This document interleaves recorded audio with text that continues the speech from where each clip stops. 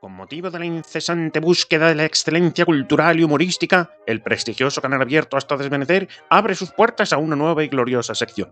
Cuéntalo tú, que a mí me da la risa.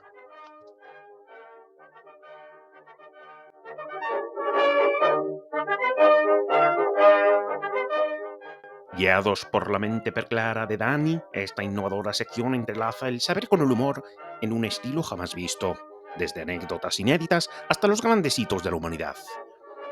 En su primer capítulo, dedicado al inmortal Julio César, nuestros eruditos anfitriones se adentran en su vida, desde sus modestos inicios hasta su ascenso como estratega y líder absoluto del Imperio Romano.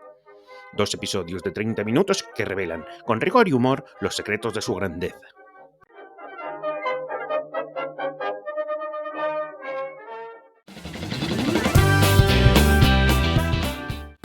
Aquí comienza, cuéntalo tú, que a mí me da la risa. Hoy hablamos de Julio César. En Abierto hasta desvanecer, Dani y Juanjo nos cuentan cómo en el vasto lienzo de la historia, pocos nombres resplandecen con el fulgor de nuestro protagonista. Adelante, chicos. Muy buenas, caballero. ¿Qué tal? ¿Qué tal esa vida? Bien, pues nada, pues aquí tirando poco a poco, sobreviviendo con los pocos. Bueno, vamos a poner en contexto al público que es Legión, ¿vale? Con este señor que nos va a venir a hablar de cultura clásica, ¿vale? Pero no lo vamos a hacer de una manera aburrida, sino que lo vamos a hacer de una manera dinámica y vamos a hablar de diferentes temas de la historia, porque al final, bueno, pues la historia es una parte muy importante de la vida. De la historia. La historia es una parte muy importante de la historia, correcto. Ah, por cierto, él es Dani, que no lo he comentado para... Buenas noches. Buenas tardes. ¿Esto se emite en directo? ¿Estamos en directo ahora mismo? O sea, es en el momento en el que yo lo estoy grabando es en directo. Es en directo. Cada uno lo ve en la hora que le sale de los cojones, ¿sabes? Sí, no. O sea, puedes decir un buen día, a lo mejor, yo qué sé, puedes acertar, porque no, pues, di lo que te salga los huevos. Vale, ok. Entonces, bueno... ¿Tacos en YouTube? ¿Se puede? Sí, porque, por ejemplo, ahora mismo son las 10, las 11 menos cuarto de la noche, con lo cual... Claro. A estas horas ya te... Claro, porque estamos en directo, es verdad. El que no conoce su historia está condenado a repetir... No, o algo así, ¿no? ¿Cómo era la frase? Un pueblo que no conoce su historia, evidentemente es un pueblo que está condenado a repetir los errores que cometió en el pasado. Qué bien explicado, qué bien utilizar el subjuntivo y todo. No, cuidado, No vamos a hablar de subjuntivo, ya no nos vamos a ir por los cerros de Úbeda. Vamos a empezar hablando ya hoy de Roma y vamos a hablar de una persona que, bueno, pues para Dani tiene un significado muy especial, que te gusta mucho, ¿sí? por su trayectoria profesional. Bueno, te gusta mucho, además creo que era un señor que era lúdicamente, moralmente muy divertido, yo que sé, sí. Amigo de sus amigos, si te caía a lo mejor te preguntaba, ¿te ha hecho daño? O cosas así, que no todo el mundo hace, ¿sabes? Que no todo el mundo se interesa por lo demás. Y que además, bueno, pues fue un gran literato, fue un gran... Bueno, en fin, esto yo te voy a dejar que nos lo cuentes tú. Yo iré haciendo mis pequeñas aportaciones, ¿vale? Que básicamente el 90% de ellas serán decir alguna gilipollez, ¿ok? Bueno, que a todo esto, que ¿quién es el personaje de los que nos quiere venir a hablar hoy? Vamos a hablar, si te parece bien, ¿vale? El canal es tuyo, yo me lanzo. ¿Te parece bien? Adelante. Es un tipo que ya está Mortimer, por otra parte. Pues sí, pero cuidado. Sí, si no lo tuviera, sería jodido. Pero respeto, porque vamos a hablar de el que para mí es el personaje más principal de la cultura clásica y posiblemente uno de los personajes más relevantes de la historia de la humanidad, que es el gran Julio César.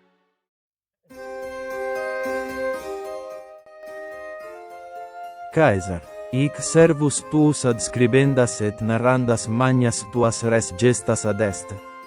Historia te meminisse non cessebit per saecula saeculorum, sicut nec me, quia ec verba tibi scribo. Te voy a preguntar, dime. Y tú lo sabes todo y tú ya lo vas derivando por... Casi todo. Sí, casi todo. Entonces, Julio César era de Roma, ¿no? Era... por darme un poco de contexto. Julio César era romano, correcto. Romano, pero romano de lo que es la Roma del siglo I a.C., no de la Roma actual, ¿vale? Los calamares a la romana vienen de Roma también. Sí, sí. Cuéntanos un poquito, si quieres, el origen de Roma. Así, antes El origen de Roma. Bueno, el origen de No Roma. vas a empezar a hablar de Julio César si no me hayas contado tú el origen de Roma. El origen de Roma es un origen un tanto peculiar, ¿vale? Un tanto particular, porque se habla de que dos hermanos, Rómulo y Remo, fueron amamantados por una loba, tal. Bueno, yo, igual que existen textos sobre la vida de Julio César o sobre la vida de Pompeyo o sobre la vida de Claudio, escritos por Tito Livio o escritos por otros autores en los que efectivamente ha quedado como que la vida de estas personas, el reflejo de esa vida es cierto, podemos decir que es cierto. El nacimiento de Roma podemos decir que puede pasar a ser una leyenda, ¿no? De que fueran amamantados por una loba. Es más, todo texto que pasa traducido a lo largo de la historia, pues evidentemente puede ser interpretado. Las lupanarias, que eran las casas de prostitutas que estaban a la entrada de Roma, ¿de acuerdo? Se llamaban lupanarias porque estaban habitadas por unas señoritas o por unas señoras que eran las lobas, ¿vale? De hecho, la palabra lupus viene del latín, significa lobo. Realmente no eran lobas, eran prostitutas, ¿de acuerdo? Voy a ir teniendo dudas. ¿Quieres que me las apuntes a la pregunta al final o te interrumpo? Sí, yo te explico lo que, bajo mi punto de vista y bajo el punto de vista de los profesores de universidad, lo que se comentaba es que evidentemente a Rómulo y Remo no los amamantó una loba, los amamantó una prostituta, los amamantó una mujer que... Creía que ibas a decir un lobo. Digo que guarro, pero por otro lado, bueno, tampoco tienen su dosis de proteína. No, que digo que yo te puedo ir haciendo preguntas sobre la marcha o tengo que esperar hasta el final. Sí, no, tú, esto es tuyo, ¿no? El programa este... No, esto es una participación. Esto es como cuando se juega la lotería, que tienes una participación, pues tú tienes una participación. No, vale, ¿Vale? Entonces esto no es mío ni de nadie, esto es de los dos. No, por favor, yo quiero que esto lo hagas tú como tú consideres que... Preguntas, si quieres. Es que claro, me he perdido. Claro, lupus, has dicho lupanar, que es un... Lupanar es el lugar donde vivían los lobos, pero como en la cultura castellana a las prostitutas las llamamos zorras, pues en la cultura clásica a las prostitutas las llamaban lobas, ¿vale? No hay ningún escrito que diga que efectivamente Rómulo y Remo los amamantó una prostituta, pero es lo más seguro, es lo más probable, ¿no? Pero bueno, al final... ¿Qué es la relación de loba y mujer que se dará? La verdad que no te sé decir, pero sí que es cierto que dentro de las manadas de los lobos, las lobas son las que mandan. No son los lobos, no son los machos, son las hembras. Entonces es muy probable que sea el animal dominante, ¿no? Y por lo tanto, además son mucho más inteligentes que los machos, mucho más. Entonces, bueno, pues creo que viene un poco por ahí, ¿no? Porque eran inteligentes, porque eran dominantes. El mito sobre... De hecho, es un mito que dura hasta nuestros días, porque yo no sé si has visto el escudo del Ayuntamiento de Roma, y el escudo del Ayuntamiento de Roma sigue saliendo en Rómulo y Remo y la loba, amamantando a Rómulo y Remo. Es decir, es un mito que perdura hasta nuestros días, pero realmente sigo creyendo en el tema del mito. No creo que a Rómulo y Remo los amamantara una loba, ni sobrevivieran por eso, ni tiene nada que ver. Pero bueno, realmente en la época que a mí me interesa, porque después de Rómulo y Remo viene el Imperio, viene la primera parte del Imperio y luego llegamos a la República. Realmente la parte que a mí me interesa es la época más floreciente de Roma, la que conocemos todos, que es la época de la República, el siglo I antes de Cristo y hasta, yo creo que la extinción de la dinastía Julio-Claudia con la muerte de Nerón, que es el final de la dinastía Julio-Claudia. Yo creo que es la época más floreciente de Roma, desde la dictadura de Sila hasta la muerte de Nerón. Creo que es la época más floreciente de Roma, donde se consiguen yo creo que muchos avances culturales y muchos avances en muchísimos otros campos. La ley del divorcio, ¿se aprueba? Sí, la ley del divorcio, la ley de matrimonios homosexuales. ¿Sí? No hacía falta, porque allí... De eso hablaremos. De eso hablan. Allí había mucho tema. Ahí había por civilizaciones 1000, ¿no? O sea, ahí practicaban el medievo contuano en un momento dado. No. Y bueno, es un poco contarte el mito del nacimiento de la historia de Roma, ¿no? Desde Rómulo y Remo hasta la historia de las tablillas de las Históricamente, ¿no te recuerdas estrechosamente parecida la pelea de Rómulo y Remo con Caín y Abel? Aunque no por mismos motivos, pero sí por motivos similares. O sea, no exactamente lo mismo, porque no cruzaron la linde uno del otro, pero sí uno le ofreció algo que era mejor a Dios que el otro y por envidia. Lo que pasa es que lo de Caín y Abel, yo he leído varias cosas, ¿vale? Pero una de las personas que más me inspiró en la historia de Caín y Abel fue Joaquín Sabina, en el que dice que el crimen de Caín y Abel nunca se aclaró. Sí, se aclaró. ¿Vale? Lo que pasa es que sí se aclaró, lo que pasa es que no hubo castigo. Sí, porque luego montaron un negocio en el terrenito de papá. Sí, correcto. Caín Demoliciones S.A., ¿recuerdas? A partir de ahí empezó el boom inmobiliario. Y terreno... Se agarró al carro. No. ¿Has dicho Florentino? Espera. Que me pongo de pie. Perdón, A sus pies. Perdón, no, por Cada favor. vez que digamos Florentino en este espacio nos tenemos que poner de pie. Cada vez que... Sí, Vale. así. Sí. Florentino. No, pero una mini reverencia, tampoco mucho para no salirnos de... No. O sea, estamos hablando... No hago mucho porque no me quiero... Yo te digo, estamos hablando de grandes personajes de la humanidad. Ya si hablamos a nivel Dios, yo me retiro. ¿Vale? O sea, no, ahí no voy a entrar. Vale. Entonces, bueno, pues...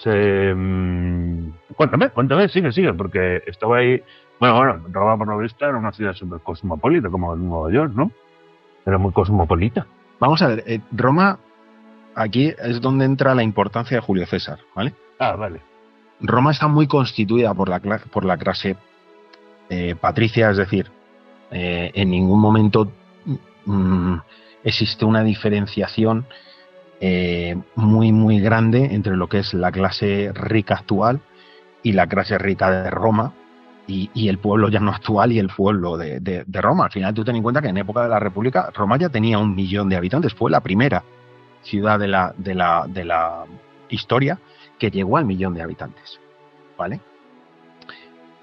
¿Por qué es importante Julio César en este sentido? Porque estamos hablando efectivamente de que hace de Roma un Nueva York, en el que integra a todo el mundo.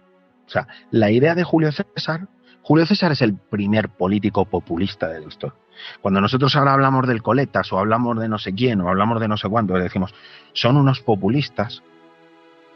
Julio César, digamos que rompe con el paradigma del político griego, del político que había construido la república y que había construido la democracia y que era políticamente correcto, rompe con esa y se vuelve un político populista, en el que le promete comida al pueblo, cosa que no había hecho ningún político en Roma hasta la fecha, en el que le promete obras, en el que le promete, de alguna manera, tener servicios que hasta esa época los políticos romanos le daban al pueblo, pero que estaban establecidos por órdenes de la clase patricia, ¿de acuerdo? Era muy difícil que La clase patricia, y no sabemos lo que es la clase patricia. La clase patricia era la clase noble de Roma, es decir, si no nacías patricio,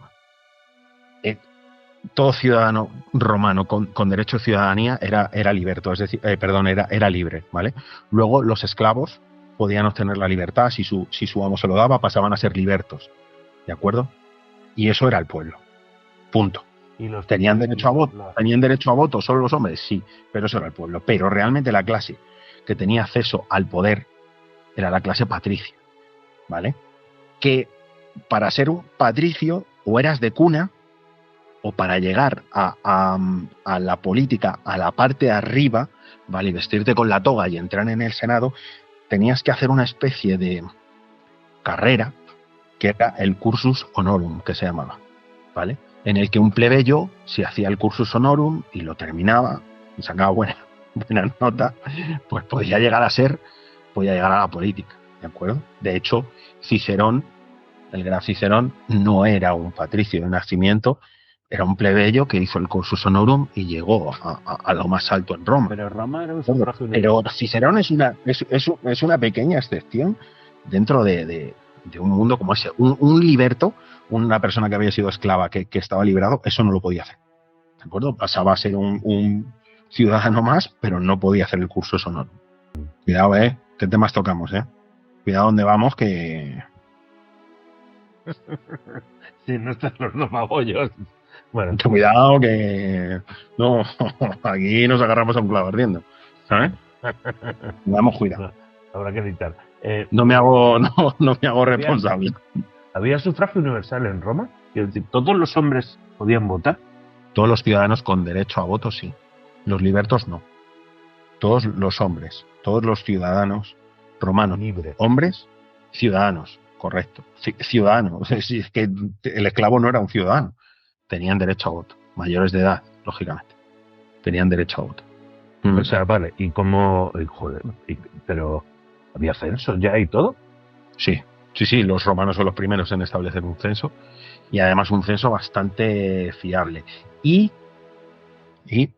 el presidente de la nación, podemos decir el cónsul de Roma, ¿vale? Porque durante la República el cónsul era el máximo exponente, excepto durante la época de dictaduras. El consulado duraba un año. ¿Vale? Solo podía Y un año y solo- menos jefe.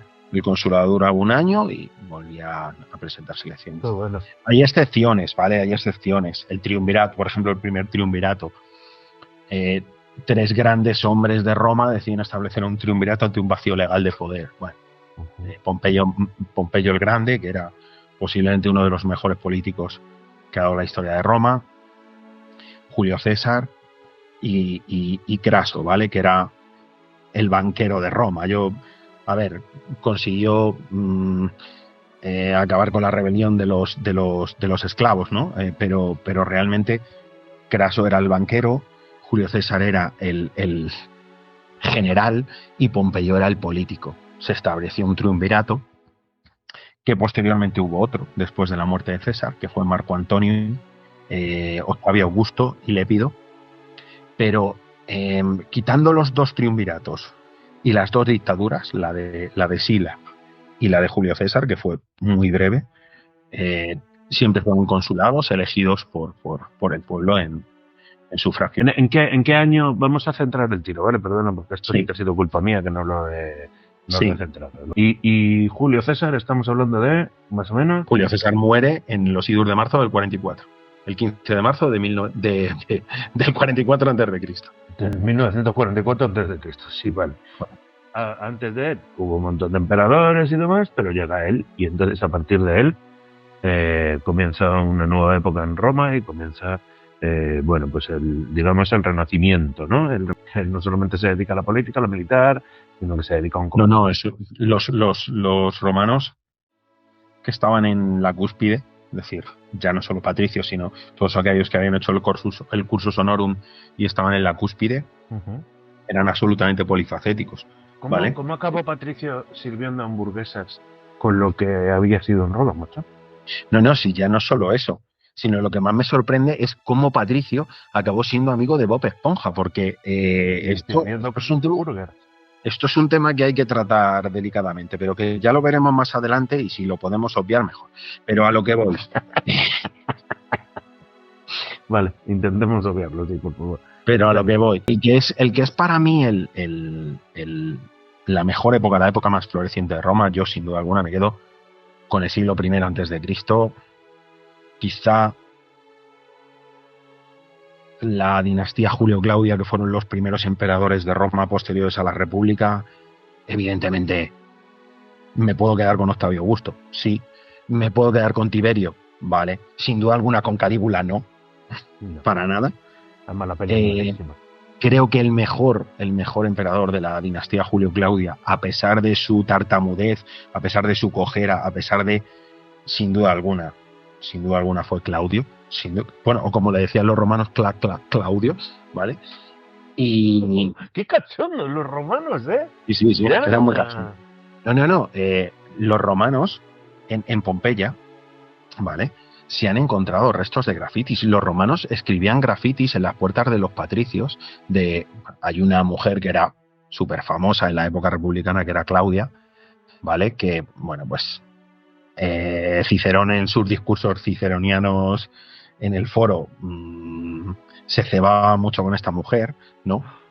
Y bueno, pues la llamaban meretriz, la llamaban no sé qué, y lo escribían en grafitis o sea, los romanos realmente ya fueron los primeros en este tema. Y por eso te digo lo de que le llamaban Claudio, sí, al emperador Claudio. Pero para mí, sin duda alguna, de la dinastía Julio-Claudia, uno de los mejores emperadores. Y el más nefasto, evidentemente, fue Nerón. Incluso peor que Calígula. Pero bueno, ¿qué te pasa? ¿Te has quedado...? No, me he quedado escuchándote. O sea, por una vez no interrumpo, coño. Sigue escuchándote. Pero creo que la llegada a Julio César del poder y convertirse en emperador, porque al final él se autoproclamó emperador, por mucho que no quisiera la corona, creo que es el final de la República y es el final de la mejor época floreciente de Roma. Yo lo tengo claro, yo creo que la muerte de la República fue el final de Roma, que se fue diluyendo muy poco a poco, porque evidentemente tú cargarte un imperio como el romano no te lo cargas en un día, pero creo que es mi punto de vista, igual luego hay filólogos o historiadores que me llaman tonto y me dicen que Vespasiano, que Trajano, que mandaron construir el Coliseo, lo que tú quieras. Trajano, que es lo único que me sé, es el emperador romano, que además era español, era hispano, Trajano. Bueno. El que más extiende el imperio. No, pero vamos a ver. Lo que sucede después de Julio César, después de la República, es una inercia. ¿Vale? O sea, al final tú tienes un imperio en el que tienes, creo que son 13 legiones, y evidentemente las tienes distribuidas por toda Europa, y tú por inercia evidentemente sigues conquistando y sigues consiguiendo.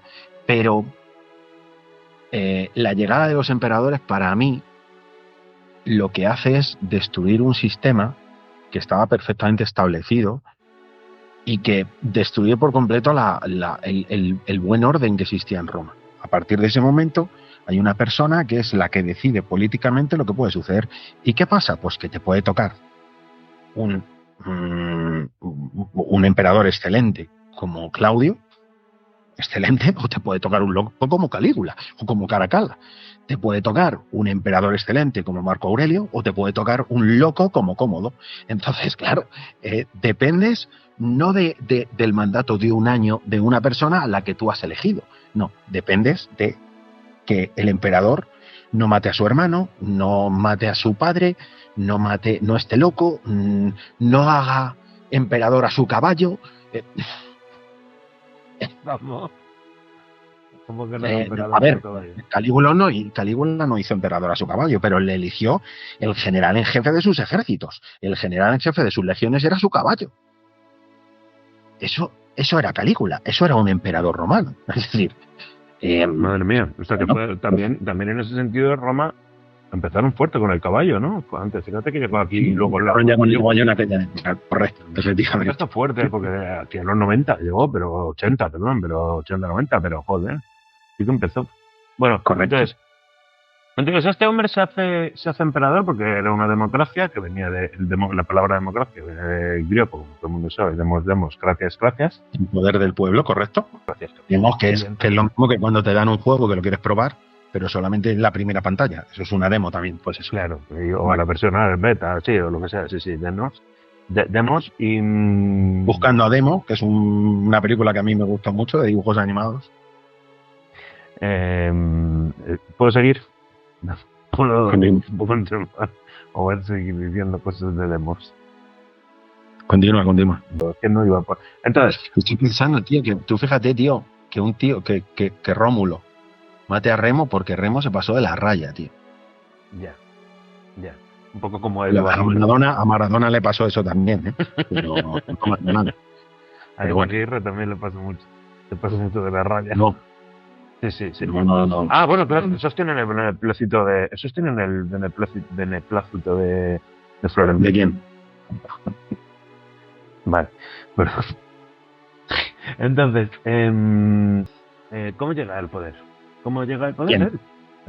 Bueno, Julio César, vale. Esto ya es una historia... Nos vamos a meter en Julio César, ¿vale? Nos adentramos en... Pero no JC, ¿vale?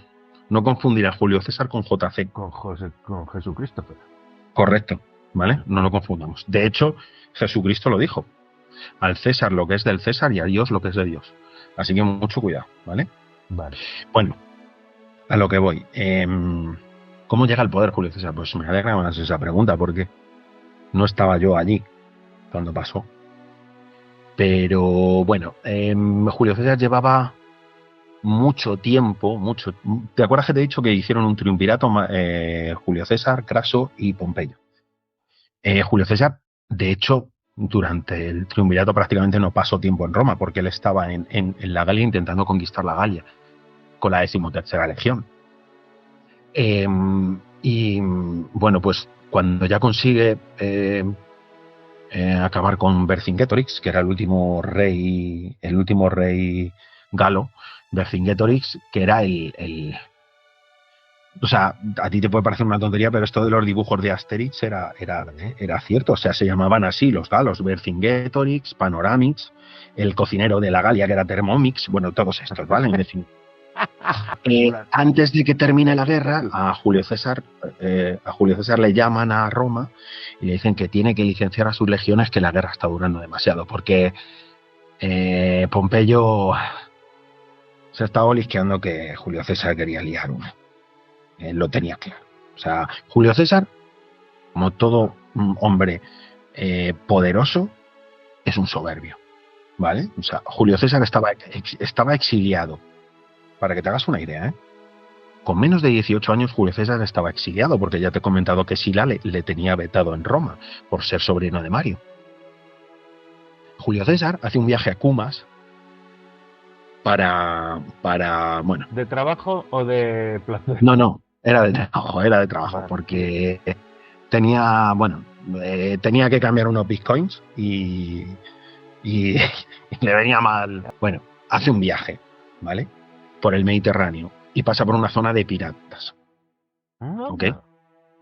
Cuando sí, piratas, pues tampoco es tan difícil, tío, lo hemos visto todo. A Johnny Depp existían ya los piratas. Los piratas. Roma tenía un problema con la piratería enorme. De hecho, es Pompeyo quien acaba con los piratas. Muy bien, porque siguen existiendo. Le encargaron a Pompeyo acabar con los piratas, le dieron 3 años y Pompeyo acabó con los piratas en 3 meses. Te puedes imaginar la escabechina que hizo ese señor. Pero bueno, a lo que vamos. ¿Dónde acabó con los piratas? Si los piratas siguen existiendo. No, pero siguen existiendo porque todos los hemos visto a Johnny Depp. Entonces sí, yo lo sé. No. Pero que tú vas por la calle, tú vas por el mar en un crucero y vienen de vez en cuando los piratas. Hay piratas todavía, pero bueno, ¿por qué me dices? Que sí, no, en Somalia son muy famosos los piratas, que sí. Sí. Lo que estábamos hablando. Estaba haciendo un viaje y en ese momento le secuestran los piratas, ¿vale? Cuando le secuestran los piratas, aparte de que él exige, tú imagínate la soberbia de este señor, ¿vale? Él exige que un escritor y dos esclavos vayan con él en el secuestro, porque él no puede ir solo. Por lo visto, cuenta la historia que les daba una vida a los piratas, estaban hasta los cataplines de Julio César. Pero es que lo más gordo de todo es cuando le dicen que van a pedir por él 20 talentos. Dice, estamos esperando porque hemos pedido por ti 20 talentos. Y le dicen los piratas, pero vosotros no sabéis quién soy yo. ¿Cómo se os ocurre pedir esa insignificancia por mí? Volved a donde habéis ido y pedir 50 talentos por mí. O sea, la soberbia de Julio César no tenía precio. Efectivamente volvieron, pidieron 50 talentos por él, los pagaron. Cuando ya Julio César consideró que él estaba bien pagado por su rescate, le liberaron y a continuación cogió 2 barcos, se fue a por los piratas y los mató. Les cortó la cabeza y los crucificó delante de todo el pueblo para que supieran que lo que no tenían que volver a hacer con él. ¿Qué pasó con los 50 talentos? Lo recuperó, claro, lógicamente.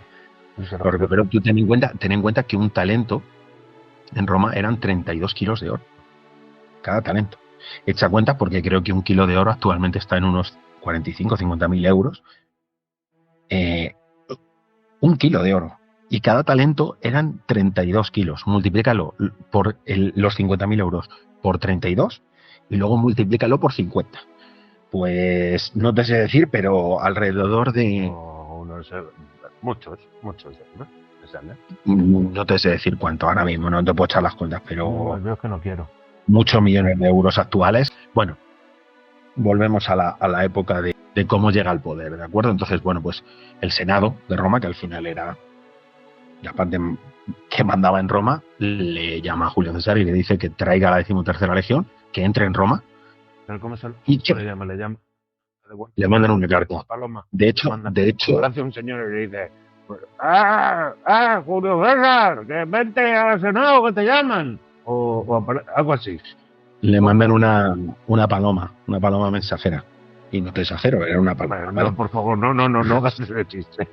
Este chiste te supone una expulsión de 10 minutos del canal. Le envían una carta y de hecho esas epístolas todavía se conservan, ¿eh? Esas, no las originales, pero sí hay restos de esos textos, ¿vale? Qué bueno. Le envían una carta y le dicen que tiene el Senado le dice tienes que licenciar a tus tropas y tienes que volver a Roma y punto.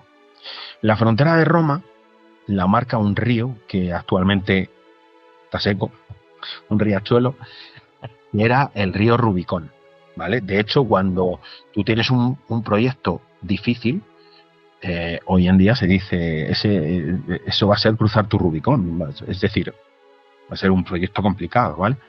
Julio César llega a la frontera de Roma con la 13ª legión y decide cruzar el Rubicón sin licenciar a sus tropas. Eso automáticamente lo que significa es que le está declarando la guerra a Roma. Y es cuando pronuncia la famosa frase de Alea iacta es, la suerte está hecha. Cuando llegan a Roma, llega tan rápido a Roma que Pompeyo y toda la gente y todos los senadores romanos se dan cuenta de que no tienen suficientes tropas para hacer frente a la 13ª legión. La 13ª legión era la mejor legión romana. O sea, venían de derrotar a los galos y venían de cruzarse media Europa en poquísimo tiempo, ¿vale? Entonces, cogen el tesoro de Roma, que es como aquí el oro que tenemos en el Banco de España, y se van de Roma. Y como decía Pompeyo, esto es dar un paso atrás para dar luego dos adelante. Roma, César le gana la guerra civil a Pompeyo, le derrota en Farsalia, que con prácticamente un tercio menos de tropas que Pompeyo. Nadie esperaba, ni siquiera César esperaba que ganara esa batalla a Pompeyo. Pompeyo huye, se va a Egipto, donde tenía amigos, y César le persigue. O sea, César no pensaba dejar a Pompeyo libre. Cuando César llega a Egipto, se encuentra con que Ptolomeo, el rey de Egipto, le tiene un regalo a César. La cabeza de Pompeyo en una caja. Qué Era bonito. Ptolomeo pensaba que le estaba haciendo un regalo a César, y César encolarizó. Tú no puedes hacer eso a un cónsul romano. Egipto no dejaba de ser una provincia, y por mucho que fuera enemigo de César, César además era una persona que tenía muchísimo cariño, muchísimo aprecio a Pompeyo. La hija de César, Julia, que había fallecido hacía poco, la casó con Pompeyo, encolarizó con Ptolomeo y se quedó allí para colocar a Cleopatra en el trono en lugar de su hermano Ptolomeo, porque no le había caído bien. Cleopatra, Cleopatra que se efectivamente, los textos que en realidad era más fea que un pie con diente. Puede ser. No la guiñaba el ojo ni un francotirador a Cleopatra. Te puedes imaginar. César, evidentemente, pasa unos meses muy malos encerrado en el palacio de Alejandría, porque no son capaces de derrotar al ejército de Ptolomeo. También piensan que va a perder aquella batalla y finalmente gana. Muere Ptolomeo y establece a Cleopatra como reina de Egipto, y él vuelve a Roma ya por fin como máximo mandatario de Roma, perdonando a todos los enemigos que le habían hecho la guerra, porque luego son los que le asesinan. Pero no hagas un spoiler así. Bueno, es verdad, perdón. No, bueno, a Bruto, que era, la verdad es que el chaval era bruto. A Casio, que era el de los relojes. Entonces esto los perdono la vida, tío, y no. No puedes. Casio luego le manda a Suiza y por eso allí son tan puntuales y hacen tan buenos relojes.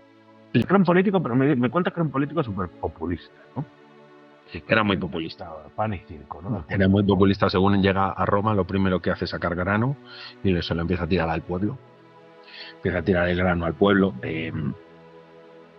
No joder, esto que tiran de la paja. Están llenos de churratones, como la radio de un pintor. Era muy populista. Era tremendamente populista y además tenía, creo que es el primer personaje en la historia que tiene fans. No fue la primera vez que tuvieron que sacar a alguien de su casa, incluso a uno con un cuchillo porque decía que quería tener sangre de Julio César. Tenía fans, sí. Julio César tenía fans, pero era muy querido. Lo que sí que es cierto es que Julio César, a diferencia del resto de políticos de aquella época, era muy querido por el pueblo, muy querido. Y sobre todo es alguien que era tan respetado, tan sumamente respetado, que fue el único capaz de tener encadenado a Marco Antonio. Clica al siguiente vídeo para continuar con la segunda parte, y si te ha gustado, dale al like y suscríbete.